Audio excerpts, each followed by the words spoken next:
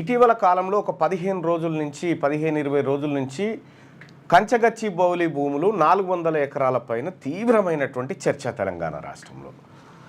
ఏ ఇద్దరు కూర్చున్నా కూడా గచ్చిబౌలి భూములు 400 ఎకరాల భూముల్ని గత ప్రభుత్వం కొట్టేయాలని చూసిందని ఒక ఆయన, ఈ ప్రభుత్వం తాకట్టు పెట్టిందని ఒక ఆయన, వీళ్ళిద్దరు కలిసి ఇంకొకరికి అమ్మాలని చూసిరు అనేది ఒక ఆయన, ఇది యూనివర్సిటీ భూములు యూనివర్సిటీకి రిజిస్టర్ చేయాలని ఇంకొక వర్గం, ఇట్లా రకరకాల చర్చ తెలంగాణ రాష్ట్రంలో జరిగింది. సో మార్నింగ్ న్యూస్ చూస్తున్నటువంటి మిత్రులారా, ఒకసారి నా మాట, నా రిక్వెస్ట్ని ఆలకించండి. ఈ లైవ్ చూస్తున్నటువంటి మిత్రులారా, ఇప్పుడు నేను చెప్పబోయేది అత్యంత కీలకమైనటువంటి అంశం. ఈ కీలకమైనటువంటి అంశం తెలిసిన తర్వాత మీకు చాలా భ్రమలు దొరుకుతాయి.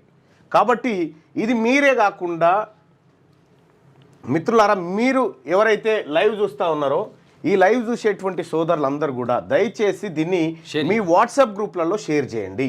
ఇప్పుడు నేను చెప్పబోయేటువంటి అత్యంత కీలకమైనటువంటి అంశం మీ గ్రామం గ్రూప్లలో షేర్ చేయండి, మీ ఫ్రెండ్స్ గ్రూప్లలో షేర్ చేయండి, మీ ఫేస్బుక్లో షేర్ చేయండి, ఎక్కడైనా షేర్ చేయండి. కానీ అత్యంత కీలకమైనటువంటి దాన్ని దయచేసి మీ ముందుకు తీసుకొస్తా ఉన్నా.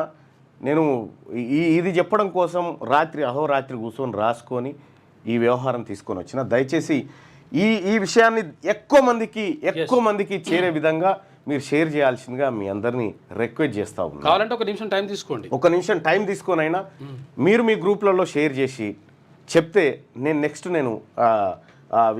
విషయంలోకి వెళ్తా. సో ఇవాళ ఒక 400 ఎకరాల భూముల పంచాయతీ ఏం జరుగుతూ ఉంది, ఇది ఎక్స్క్లూజివ్ రిపోర్ట్. ఏం జరిగింది, ఏం జరుగుతూ ఉంది అనేటువంటి అంశంలో ఇవాళ మనం అందరం దాని చుట్టూ తిరుగుతూ ఉన్నాం కదా. అత్యంత కీలకమైనటువంటి ఒక విషయాన్ని ఇవాళ చరిత్ర ఆధారంగా మీ ముందుకు తీసుకొస్తా ఉన్నాను. సో దానికోసం మిత్రులారా లైక్ చేయండి, మీ గ్రూప్లలో ఇది షేర్ చేయండి. ఇక వివరాల్లోకి వెళ్తే, ఇప్పుడు 400 ఎకరాల భూముల విషయంలో మనం అందరం కూడా ఈ చూసినటువంటి వాళ్ళందరం కూడా సేవ్ HCU పర్యావరణాన్ని కాపాడాలి, ఈ భూములు యూనివర్సిటీకి మనం అందరం మన ఫేస్బుక్లో, సోషల్ మీడియాలో, ఇన్స్టాలో ఎక్కడ పడితే అక్కడ షేర్లు చేసినాం. సో దాన్ని కాపాడాలనేటువంటి ప్రయత్నం చేసినాం. సో అందరికీ హ్యాట్సప్ ఆ విషయంలో. కానీ కేవలం 400 ఎకరాల భూములకు సంబంధించినటువంటి అంశం చుట్టూ మనము 10-15 రోజులుగా తిరుగుతూ ఉన్నాం కదా. ఒక్కసారి నేను చెప్పే లెక్కలు, నేను చెప్పేటువంటి అంశాలు గుండె నిబ్బరం చేసుకొని చూడండి. చాలా కీలకం. షేర్ చేయండి. ఒక్క నిమిషం టైం తీసుకున్నా సరే, ఒక్క నిమిషం టైం తీసుకున్నా సరే ఖచ్చితంగా షేర్ చేయండి. ఇది ఎక్కువ గ్రూప్లకు చేరాలి. నేను ఇప్పుడు 1948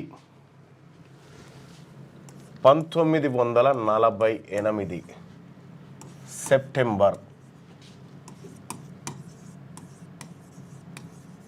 17 నాటికి పోదాం ఒక్కసారి. అత్యంత కీలకమైనటువంటి విషయము పదే చెప్తా ఉన్నా, అర్థం చేసుకోండి. 1948 సెప్టెంబర్ 17 నాటికి హైదరాబాద్ స్టేట్, రాష్ట్రం హైదరాబాద్ అంటే 17 నాడు విలీనమైంది, కానీ 16 నాటికే తీసుకోండి. 16 నాటికి హైదరాబాద్ సంస్థానం, హైదరాబాదులో తెలంగాణతో పాటు, ఈ ప్రస్తుతం ఉన్న తెలంగాణతో పాటు మరాఠ్వాడ, తర్వాత కర్ణాటకలోని కొన్ని ప్రాంతాలు ఇందులో విలీనమై ఉన్నాయి. సో ఆ ప్రాంతాలను తీసేయగా, అంటే ఆ ప్రాంతాలను కలుపుకుంటే తెలంగాణ రాష్ట్రంలో అప్పుడు హైదరాబాద్ స్టేట్లో 2,77,5,600 ఎకరాల భూమి ఉంది. ఎందుకంటే అప్పుడు బళ్ళారి ఉంది, కర్ణాటకలో బళ్ళారి ఉంది, ఇక్కడే ఉంది, తర్వాత ఇక్కడ ఔరంగాబాద్ దాకుంది. ఔరంగాబాద్ 2,77,5,600 ఎకరాల భూమి అప్పుడు హైదరాబాద్ స్టేట్లో ఉండే. కంప్లీట్గా ఈ భూమికి ఓనర్ నిజాం. అయితే ఇటు మరాఠ్వాడ, ఆ తర్వాత కర్ణాటక ప్రాంతాలను తీసేసిన తర్వాత తెలంగాణ రాష్ట్రంలో ఉన్నటువంటి భూమి అవి రెండు తీసేసిన తర్వాత 1,70,00,000 ఎకరాలు అట్లా, అంటే రికార్డుల్లో ఉన్నటువంటి భూమి మాత్రమే, ఇంకా రికార్డులో లేనటువంటి భూమి అలాగా. ఇక్కడ నాటికి ఈ రోజు నాటికి నిజాం చేతిలో ఉన్నటువంటి భూమి ఎంత అంటే 40 లక్షల ఎకరాలు. అయ్యో మరి మొత్తం ఆయనదే అంటివి 40 లక్షల ఎకరాలు ఎట్లా మళ్ళన్నా అంటే ఇంకా ఇక్కడ ఉంది వేరే. 1 కోటి ఎకరాల భూమి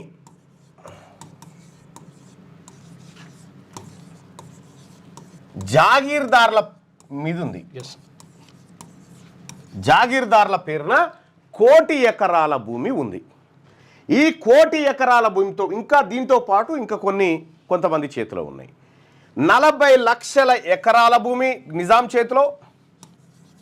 దీంట్లో సర్ఫకాస్ ల్యాండ్స్, రకరకాల ల్యాండ్స్ ఉన్నాయి. సర్ఫకాస్ ల్యాండ్స్ అంటే ఆ ప్రాంతంలో పండేటువంటి ప్రతి పంట, ప్రతి పైసా నిజాం ఖజానాలో పడాలి.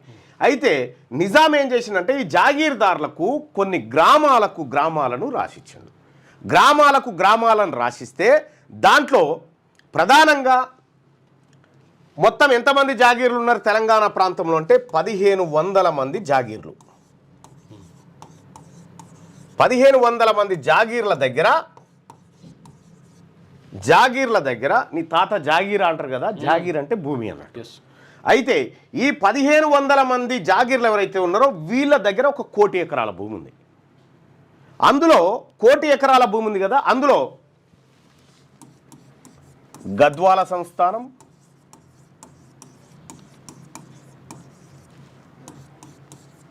ఆ తర్వాత ఇదేంది జూపల్లి కృష్ణారావు గారు మన కొల్లాపూర్ సంస్థానం, తర్వాత ఇంకొక ఆయన పేరు వచ్చేసి విశ్వనాథ రామచంద్రరావు, కరీంనగర్. విఆర్ రావు, కరీంనగర్. వీళ్ళందరి దగ్గర ఈయన దగ్గర 5 లక్షల ఎకరాలు ఉండే. వీళ్ళ దగ్గర కొన్ని లక్షల ఎకరాలు. ఇట్లా విష్ణూర్ రామచంద్రారెడ్డి వీడు దుర్మార్గుడు, వీడు చరిత్ర రామచంద్రారెడ్డి వాడు బట్టలిపి బతుకబలాడు. వాస్తవమైంది. ఈయన దగ్గర కూడా కొన్ని ఊర్లు 1000 ఎకరాల భూములు. ఇట్లా జాగీర్దార్ల దగ్గర ఈ భూములు ఉన్నాయి. ఈ భూములు జాగీర్దార్లే అంటే కాదు. ఈ నిజాం ఏం చేసిందంటే కొంతమందికి జాగీర్లను అప్పచెప్పి అందులో ఉన్నటువంటి భూములను పేద ప్రజల కౌలుకిచ్చి ఆ కౌలు పన్నులు శిస్తులు వసూలు చేసి నిజాంకు కట్టేటువంటి కార్యక్రమంలో వీళ్ళు గంపగుత్తగా కౌలు పట్టుకురు అనుకోరాదు. ఈ నిజాం భూములే. అయితే వీళ్ళందరి చేతిలో ఇది ఉంది. తెలంగాణ ఇది హైదరాబాద్ సంస్థానం భారత్లో విలీనమైనటువంటి రోజు 1948 సెప్టెంబర్ 17. భారతదేశానికి స్వతంత్రం 1947లో వస్తే తెలంగాణకు స్వతంత్రం 1948 సెప్టెంబర్ 17న వచ్చింది. సో ఇక్కడ మనం గమనించాల్సింది ఏంటంటే భారత్లో విలీనమైంది కదా, విలీనమైందంటే ఈ భూములన్నీ ఎక్కడికి పోవాలా? భారత్లోకి వచ్చేస్తాయి. ఈ భూములన్నీ ఎక్కడికి పోవాలా? ప్రభుత్వంలో జమ కావాలి. ఈ భూములన్నీ, ఈ కోట్లాది ఎకరాల భూములు ప్రభుత్వంలో జమ కావాలి. కానీ ఏం జరిగింది అనేది ఒకసారి చూస్తే 1949లో హైదరాబాద్ స్టేట్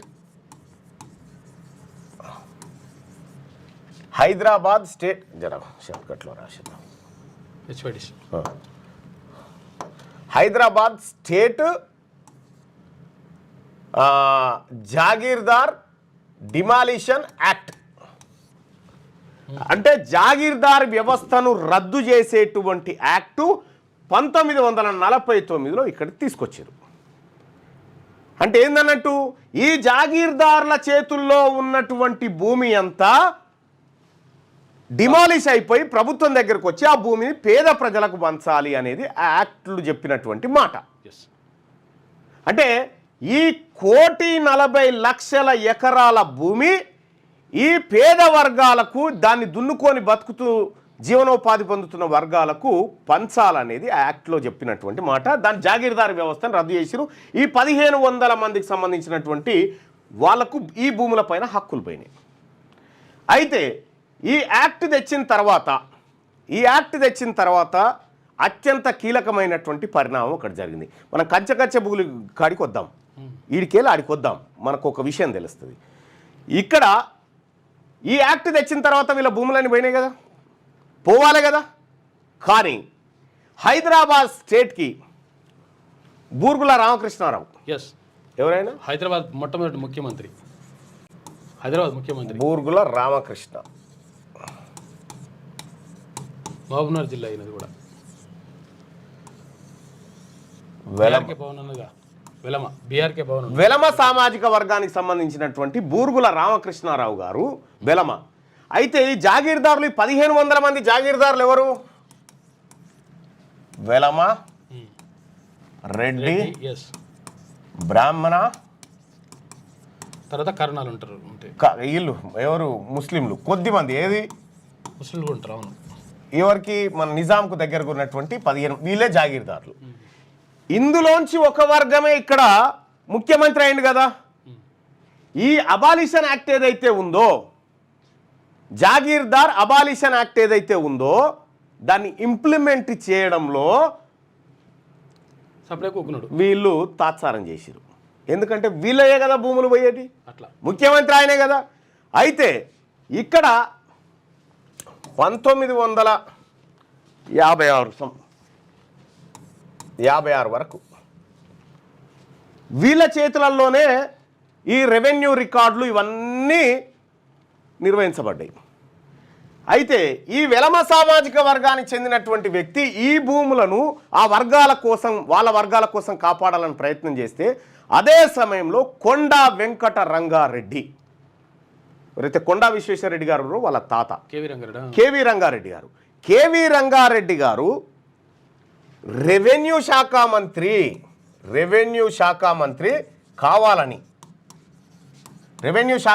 కావాలని కూసున్నాడు. ఎందుకు? వీళ్ళ వర్గాలకు ఆ భూములు దక్కుతా ఉన్నాయి, మా వర్గాలకి ఈ భూములు దక్కాలని కొండా వెంకట రంగారెడ్డి. ఇప్పుడు రంగారెడ్డి జిల్లా ఉన్నది కదా, ఆయన పేరు మీదనే, ఈ కొండా వెంకట రంగారెడ్డి పేరు మీద రంగారెడ్డి జిల్లా ఏర్పడ్డది. అయితే వీళ్ళిద్దరి మధ్య పంచాయతీ ఏం పంచాయతీ? బూర్గుల రామకృష్ణారావు గారికి ఇంగ్లీష్ వస్తుంది, ఈయనకు ఉర్దూ వస్తుంది. కాబట్టి నువ్వు రెవెన్యూ శాఖను నిర్వహించలేవు అని వీళ్ళిద్దరి మధ్య పేచీ నడుస్తుంది. పేచీ నడిస్తే చెన్నారెడ్డి గారు వెంకటరంగారెడ్డి గారిని ఇంగ్లీష్ నేర్చుకోమని చెప్తాడు వీళ్ళ అల్లుడు. అయితే నేను ఇతర శాఖలు నిర్వహిస్తున్నా కదా, దానికి అడ్డు రాని ఇంగ్లీషు దీనికే ఎందుకు అడ్డొచ్చింది అని వీళ్ళు యుద్ధానికి దిగుతారు. ఇది ఈ స్టోరీ సినిమా స్టోరీ కాదు ఇది. ఇగో Shri KV Ranga Reddy the gentleman అనేటువంటి పుస్తకంలో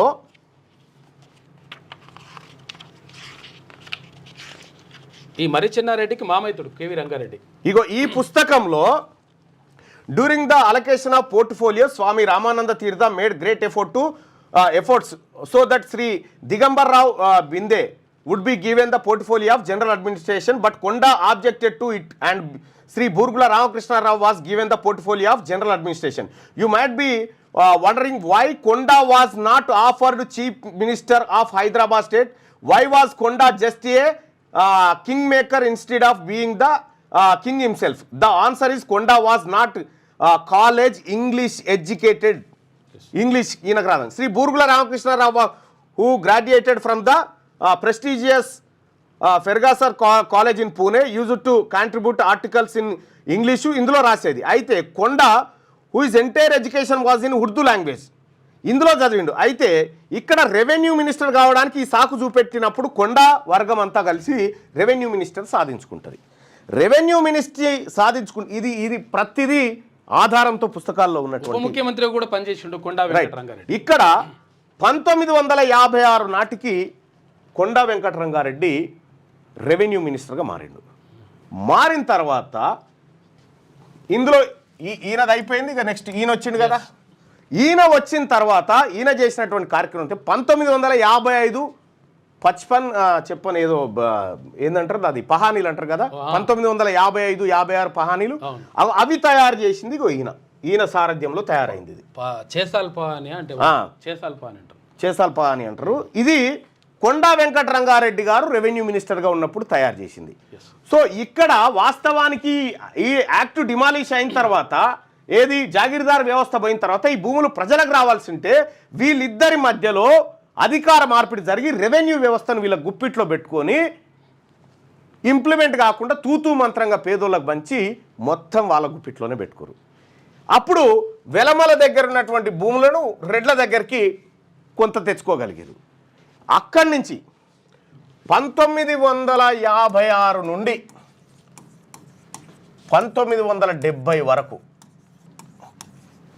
రెవెన్యూ మినిస్టర్లు ఎవరా అంటే వీళ్ళే రెడ్లు.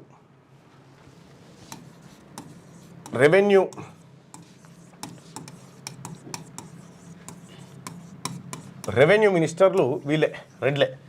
వీళ్ళ చేతిలోనే ఈ నిర్వహణ అంతా జరిగింది. ఈ నిర్వహణ అంతా జరిగిన తర్వాత కరెక్ట్గా 19 వీళ్ళ ఎట్లా అంటే ఎక్కడికక్కడ ఊర్లు గీర్లు అంత వాళ్ళే అనేటువంటి పరిస్థితి క్రియేట్ అయిపోయింది. ఆ జాగీర్దార్ వ్యవస్థపై కొత్త వ్యవస్థగా వచ్చింది, భూస్వామ్య వ్యవస్థగా మారింది. అది భూస్వామ్య వ్యవస్థగా మారి సందర్భంలో ఒకానొక రోజు 1970 పివి నరసింహారావు, పాములపర్తి వెంకట నరసింహారావు సీఎంగా చేసింది, ముఖ్యమంత్రి అయ్యిండు. ఈయన బ్రాహ్మణ సామాజిక వర్గానికి సంబంధించినటువంటి వ్యక్తి. ఓకే, బ్రాహ్మణ సామాజిక వర్గానికి సంబంధించినటువంటి వ్యక్తి పివి నరసింహారావు. ఈయన వచ్చి ఒకరోజు ఇందిరాగాంధీతోని ఫ్లైట్లో ప్రయాణిస్తూ ఉన్నాడు. ఎవరు? పివి నరసింహారావు గారు. ఇందిరాగాంధీ గారితో ఫ్లైట్లో ప్రయాణిస్తున్నటువంటి సమయంలో పివి నరసింహారావు గారు ఇందిరాగాంధీ ముందు ఒక మాట అన్నాడు. ఏమని? మేడం, ల్యాండ్ సీలింగ్ యాక్ట్ మీకు ఇష్టమేనా తేవడం అని అడిగాను. ఆమె ఎస్ నాకు ఇష్టం అని చెప్పింది. ఇది మళ్ళా ఇదెక్కడి కథ అనుకున్నారు? కాదు, ఇది కథ కాదు, ఆధారం. జాతిరత్న పివి నరసింహారావు తెలుగు అకాడమీ బుక్లో ఆచార్య జి చెన్నకేశవరెడ్డి రాసినటువంటి పుస్తకంలో ఇగో పేజ్ నెంబర్ 86లో పివి స్టేట్ కాంగ్రెస్ కార్యదర్శిగా ఉన్నప్పుడే నెహ్రూ ఆదేశాల మేరకు భూపరిమితి చట్టాన్ని రూపకల్పన చేశాడు. అయితే అప్పట్లో దాన్ని ఎవరు పట్టించుకోలేదు. ఒకసారి ముఖ్యమంత్రి అయిన తర్వాత ఇందిరాగాంధీతో విమానంలో ప్రయాణిస్తున్నప్పుడు పివి, మేడం మీరు భూ సంస్కరణల పట్ల సీరియస్గా ఉన్నారా అని అడిగితే అఫ్కోర్స్ తప్పనిసరి అనేటువంటి మాట ఆమె చెప్పింది. చెప్పిన తర్వాత ఏం జరిగిందంటే,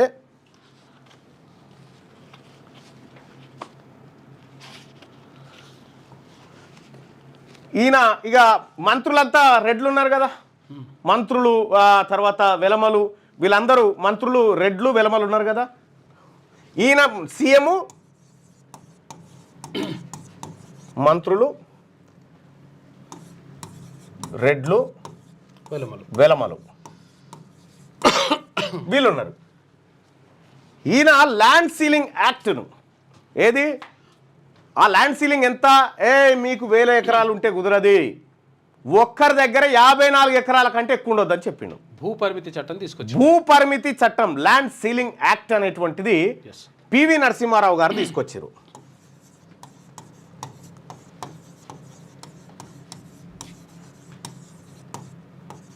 land ceiling act PV Narasimharao గారు తీసుకొచ్చి దాంట్లో భూములను 11 రకాలుగా విభజించిండు. 11 రకాలుగా విభజించి దాంట్లో నీటి వసతి ఒక పంట పండేది ఉంటే ఏ రకానికి 15 ఎకరాల ఇది ఉండాలి, నీటి వసతి 2 పంటలు పండితే 10 ఎకరాల భూమి ఉండాలి, ఇట్లా గరిష్టంగా 54 ఎకరాలు మాత్రమే ఉండాలి ఒకరికి అనేది తీసుకొచ్చాడు. మరి ఇక అప్పటిదాకా ఈ రెవెన్యూ రికార్డులు ఈ 600 ఎకరాలు, ఈ 1000 ఎకరాలు, ఈ 12,000 ఎకరాలు మాయ అని చెప్పుకుంటున్నటువంటి వీళ్ళు ఉన్నారుగా, వీళ్ళకు గుండె వలిగినంత పని అయిపోయింది. అమ్మని అమ్మ, ఇన్ని రోజులు మనం కాపాడుకుంటూ వస్తే ఈ పివి నరసింహారావు అనేటువంటి వ్యక్తి వచ్చి సీఎంగా అయ్యి మా భూములు, మా తరతరాలుగా మా కబ్జాలో ఉన్నటువంటి భూములన్నీ పేదోళ్ళకు పంచాలని చెప్తా ఉన్నాడు అని వీళ్ళు కుట్రబన్ని ఆఖరికి ల్యాండ్ సీలింగ్ యాక్ట్ బిల్లు తయారు చేసింది ఎవరు? పివి నరసింహారావు. తనకు ఎట్లా తయారు చేసిండు ఆ బిల్లు కూడా? ఇంకో తనకు నమ్మకస్తుడైనటువంటి వ్యక్తిని దగ్గర కూర్చుండబెట్టుకొని ఈ బిల్లును రూపొందించాడు. ఇక్కడ మనం గమనించాల్సినటువంటిది ఏంటంటే, బిల్లు అసెంబ్లీకి వచ్చిందిగా, బిల్లు అసెంబ్లీలో ల్యాండ్ సీలింగ్ యాక్ట్ బిల్లు పెడుతున్నటువంటి సందర్భంలో స్పీకర్ పిడతల రంగారెడ్డి స్పీకరే కదా అనుమతించి, స్పీకర్ అనుమతిస్తేనే బిల్లు పెట్టాలి కదా. పివి నరసింహారావు గారు సభలోకి వచ్చి గంభీరంగా ఉండి ఒక మాట అన్నాడు. ఏం మాట? ఈ ల్యాండ్ సీలింగ్ యాక్ట్ బిల్లుకు అంగీకరించే వాళ్ళు మాత్రమే సభలో ఉండండి, మిగతా వాళ్ళు వెళ్ళిపోండి అని, బయటకు వెళ్ళిపోండి అని చెప్పాను. వీళ్ళంతా చేతులు మిసుకొని మొత్తం ఏది నలుసుకుంటా ఉన్నారు, నలుసుకుంటారు. మా భూములు పోతా ఉన్నాయి, మాతోనే బిల్లు భూములు, వేల ఎకరాల భూములు పోతున్నాయని ఇవే జాగీర్దారులు, ఇవే భూస్వాములు, వ్యవస్థలు ఆలే కదా సభలో కూర్చుంది. పోతున్నాయి అని చెప్పి మిడుచుకొని ఆఖరికి ఈ పిడతల రంగారెడ్డి అనేటువంటి స్పీకర్ ఉన్నాడా, ఆయన స్పీకర్ చైర్ నుంచి నేను చేయని బిల్ అని దిగెళ్ళిపోయాడు. మా రెడ్ల భూములు, మా జాగీర్దారుల భూములన్నింటినీ మీరు పేదవాళ్ళకు పంచాలనుకుంటారు, ఈ బిల్లు తీసుకొస్తారు, నేను సభకే రానని ఆయన రాలే. ఆయన డుమ్మ కొట్టిండు. ఆయన డుమ్మ కొడితే డిప్యూటీ స్పీకర్ సి జగన్నాథరావు, ఒక ముదిరాజు బిడ్డ, deputy speaker C Jagannatharao, assembly speaker Pidathala Rangareddy,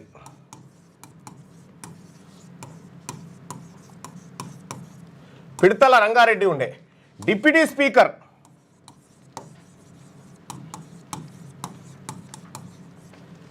Jagannatharao.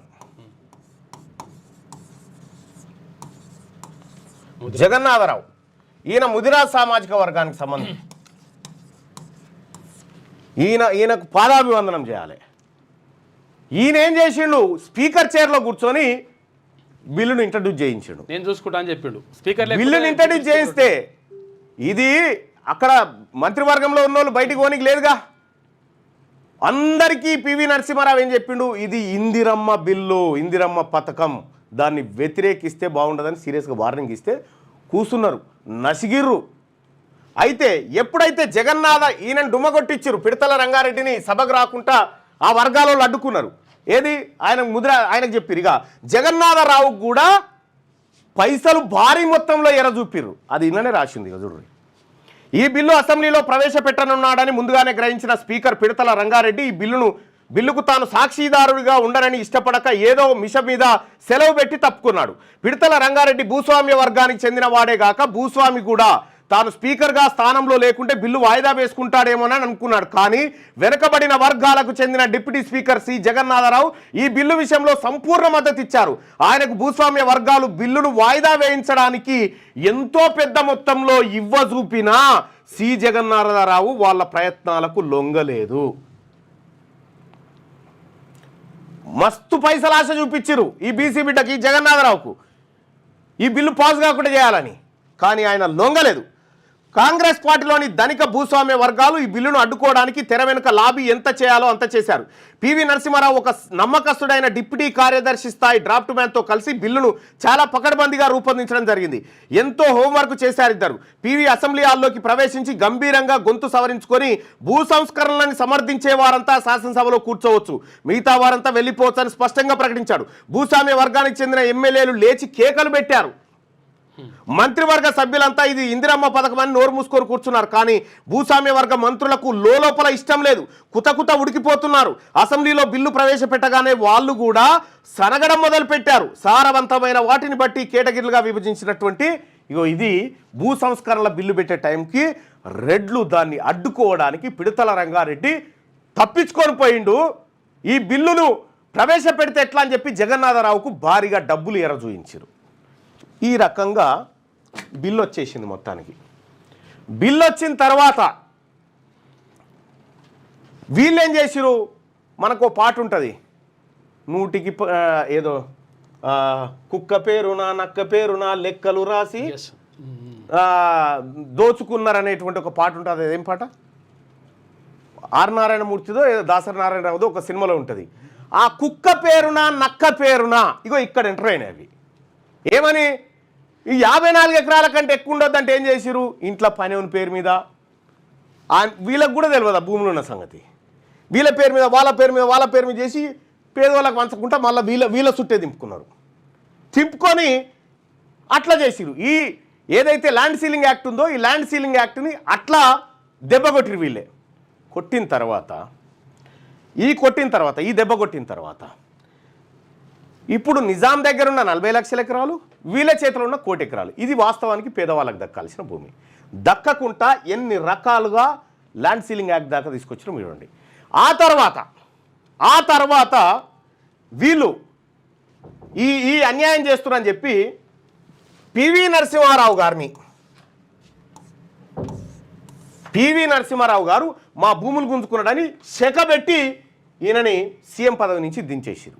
వీళ్ళే ఈ రెడ్లు వెలమలు కలిసి పివి నరసింహారావు గారిని పదవి నుంచి దించేసారు. మీకు ఒకటి తెలుసో లేదో, పివి నరసింహారావు గారు చనిపోతే కేసీఆర్ గారు పోలే, కానీ పివి నరసింహారావు గారి కూతుర్ని ఎమ్మెల్సీని చేసిండు. సో వాళ్లకు పివి కుటుంబం పైన, బ్రాహ్మణ సామాజిక వర్గం పైన, ఈ రెండు వర్గాలకు అత్యంత కోపం ఉంటుంది. వాస్తవానికి పేద వర్గాలకు భూమి అందాలని ఆలోచన చేసింది పివి నరసింహారావు గారు, బ్రాహ్మణుడు అయ్యండి. ఆయన చేయడమే కాదు, ఆయనకున్న 500 ఎకరాల భూమిని పంచిండు పేదోళ్లకు. ఈ రకంగా పంచితే ఈ రెడ్లు వెలమలు కలిసి మొత్తం భూస్వామి వ్యవస్థను బలోపేతం చేసుకున్నారు. ఈయన దించేసిరు. నీలం సంజీవారెడ్డి దిగిండు. అంతకంటే ముందు నీలం సంజీవారెడ్డి, చెన్నారెడ్డి, కొండ వెంకటరంగారెడ్డి వీళ్ళందరూ కలిసి భూ రికార్డులన్నీ తమ దగ్గర పెట్టుకొని మొత్తం ఆడిందే ఆట పాడిందే పాట ఇవాల్టికి జరుగుతూ ఉంది.